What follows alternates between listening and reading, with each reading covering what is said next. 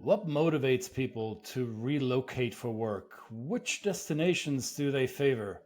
And what makes cities and countries attractive to expats? You've heard us talk about these lists of best countries for expats or happiest places in the world.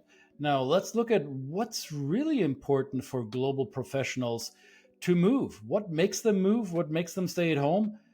And what is it you're missing as an employer when you want to attract global talent? Let's dig into that. Welcome to Two Chaps, Many Cultures. In an increasingly globally connected world, it is vital to possess the essential skills of cultural intelligence. Listen along as we present the topics, tips, and strategies you can use to develop the power of cultural understanding in your personal and professional life. Here are your hosts, Christian Huffeler and Brett Parry. Welcome back to Two Chaps, Many Cultures, the only number one show on the planet when it comes to talking about cultures where too much culture is barely enough. It's good to see you again for another week, mate. How are you? Bloody well. How are you? I'm bloody well too. Bloody well. Bloody well, There's a right. song about that. Yeah, so by the way, about a quarter of your employees want to move internationally. How about that? Did you know that? Do you care? You should. And if you do have the opportunity to offer these folks the chance to move overseas to develop not only their career, but also to widen the perspective of your company in those new locations, you better believe you better learn what they want and how they want it delivered. And that's what we're here to talk about today. Yeah.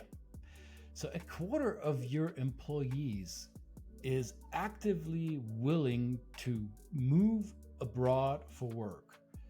That means that's an expectation your talent has. This is a career development step that seems or has become almost mandatory for especially younger professionals in the workforce. Millennials, Gen Zs enter the workforce expecting to be put to work in a country outside of the one that they grew up in or outside the one that they were hired in.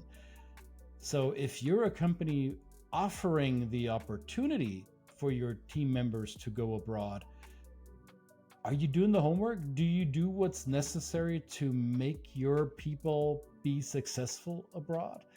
And we looked at a recent study that came out by the Boston Consulting Group, and they looked at some interesting factors. They, of course, look at which countries are the most sought after and how are these trends changing over years.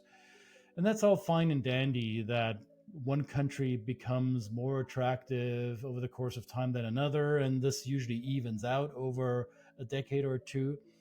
But I think what was really interesting is the fact that global professionals who do expect to be deployed overseas have a suite and a set of expectations that employers should be aware of and should be prepared for. So, what are some of those that stood out to you, Brett? Well, we partner with organizations that supply all these suite of goods. All right? There are companies that do it in-house. There are also companies that provide this as an outsourced service. They're where they kind of bring together a whole bunch of vendors like us. When we do the cultural training, we're called in to do that, the cultural training part of it.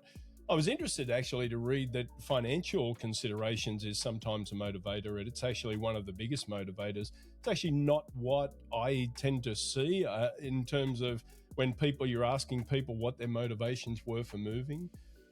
These things did come to the top of the list. The excitement, obviously, adventure, the experience of broadening the perspective of themselves and their families, the opportunities for the development as a talent development part of it, of course.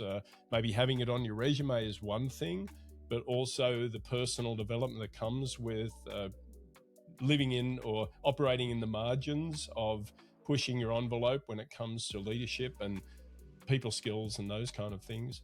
Yeah. And then, of course, there's maybe considerations around immigration, about education levels and all of those kind of things. And, how are you going to be seen in that culture? What is the environment of inclusivity?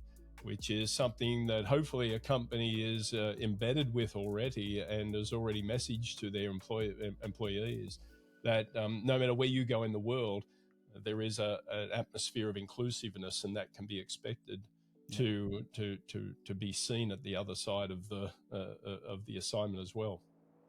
I found it interesting that a whole number of respondents to the study said that personal growth and the cultural experience is one of the main reasons that they would want to go abroad. And this was a reason that was among the top 10 reasons to go. And then there were a few reasons among the top 10 why they would stay at home. What would be a detractor or an inhibitor of going abroad? And it was lack of knowledge about what it means to work abroad. And it was, in fact, the cultural differences that would make people stay at home. So if you are an employer and it is important to you to move talent across borders because you have the top people in certain locations and you want to deploy them elsewhere, and cultural differences is something that would make them say no to the assignment, well, wouldn't it be smart of you to alleviate those concerns early on and say, okay, we understand that this might be something you're concerned about, but here's what we can do for you, and here's how we can make this problem go away or minimize it, so you have one less reason to say no to the assignment, right? Yeah, and keep in mind, this is something that you may actually discover, that if you've got 25% of the people in your organization that actually want to go on an overseas assignment if given the chance, maybe they're not speaking up because they are not aware of what is actually the situation in these potential countries that you may be able to send them to. Yeah. So just by osmosis, if you're messaging this internally as an organization, informing people, lowering, we call this kind of a lowering the fear level, right? It is taking away the mystique of what's unknown in a new culture. So it may be part of your business operations to connect from a team and a work perspective, the people that are in different locations, but there's a wider benefit from this, is because they get to engage with people that are in those countries. They get to ask them questions, and they get to have more of an informal interaction with people from there, perhaps even other expats that have gone before, and they hear the stories. Because one thing in this report, and I think this image brings it up, I saw how the evolution of what the perception was before you left and what you saw afterwards was something was impactful for me. One of them was that inclusivity. It is like, what is the inclusivity atmosphere like in this country? And often that was quite low, not knowing what that was like beforehand. And then it actually, after they arrived, they actually got there and went, this culture is actually pretty welcoming for me. And I can see myself here with my family and as a professional. And I mean, I want to contextualize this even a little bit bigger. Very often this could be viewed as, or the topic that we discussed could be viewed as, well, this only applies to global companies that are moving people around. And this is only a snapshot of the overall global economy. And in this very study that BCG published a couple of weeks ago, they mentioned that throughout 30 countries, the top economies in the world, they found that the above average labor shortages are costing these economies more than $1 trillion a year. That's trillion with a capital T.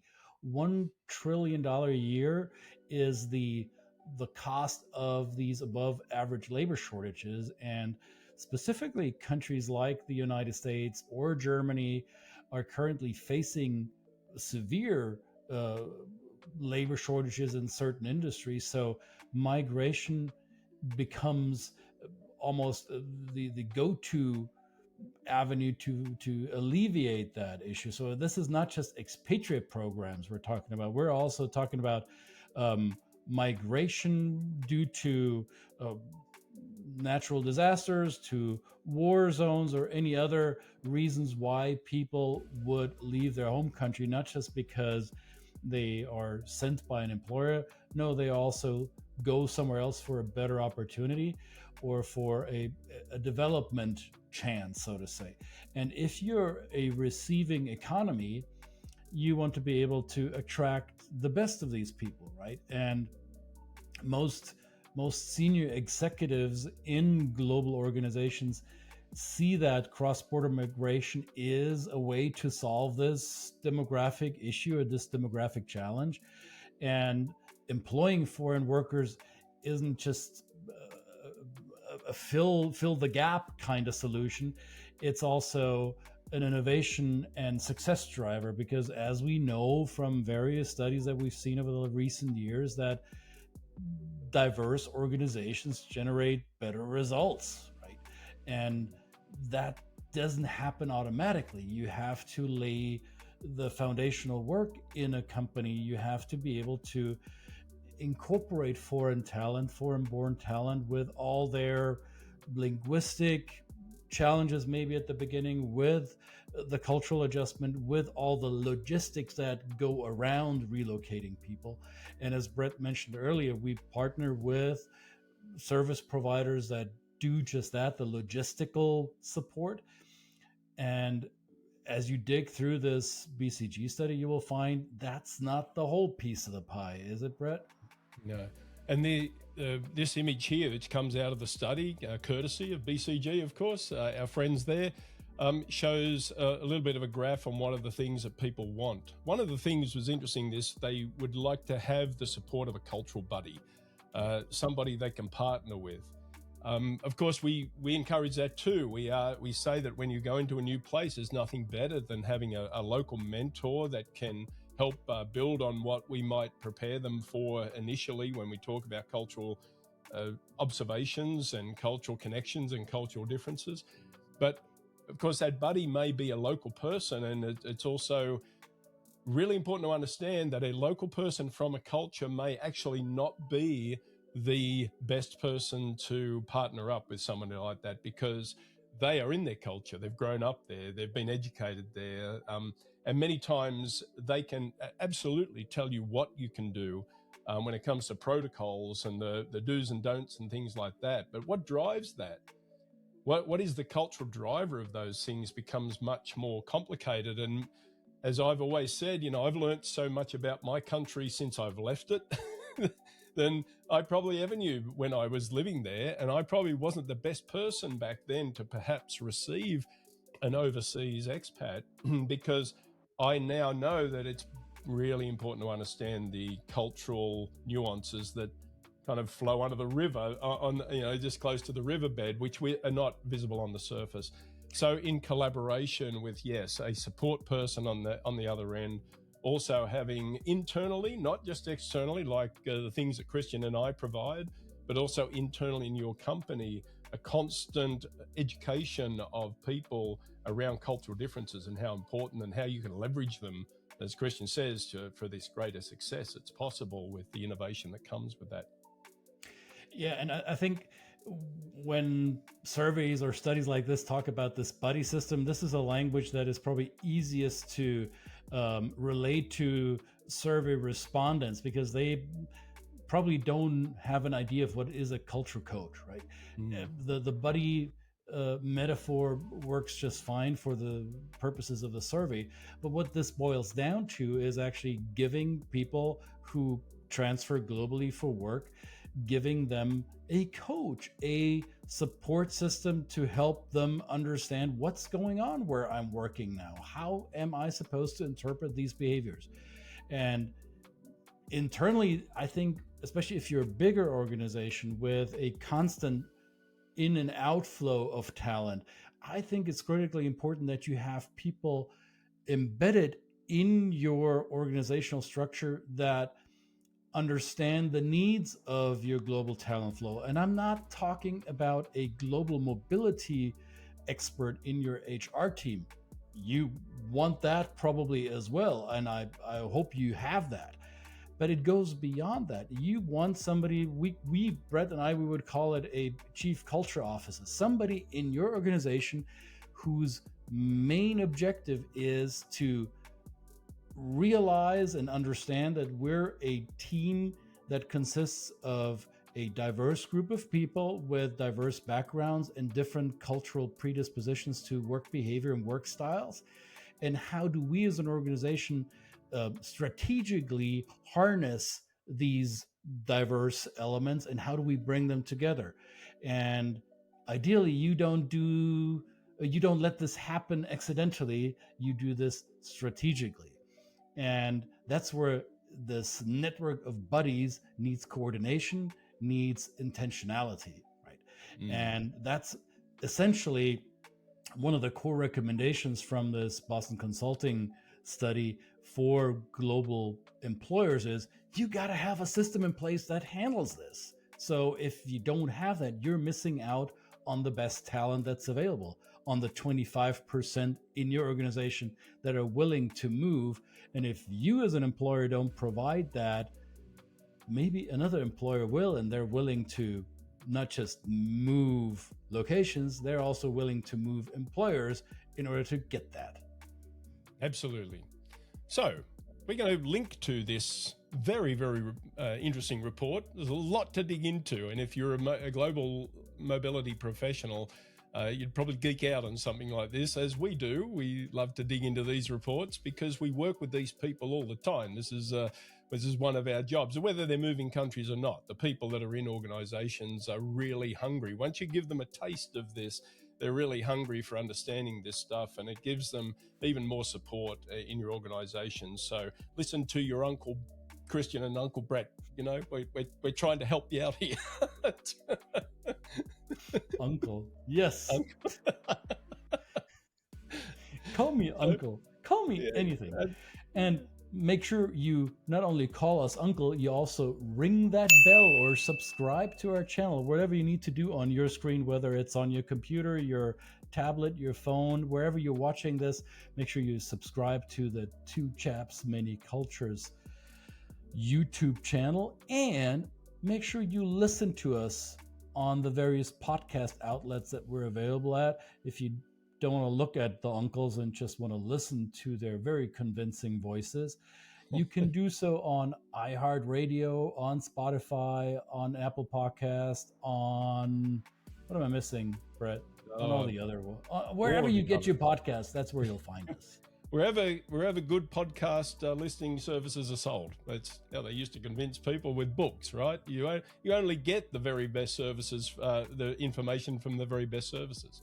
And that's exactly what we're about. So yes, subscribe, follow us, and please, most of all, engage with us. Send us a comment. Let us know if you're in the global mobility space, and what do you hear from your employees about what they want, what they expect in support when they're moving, because this is something that it is an evolving, moving target from one time to the other. So it's important that we constantly stay involved and informed about that, because the world is a busy place and it's moving at rapid pace, and we need to keep up with that, and that's what we all should do.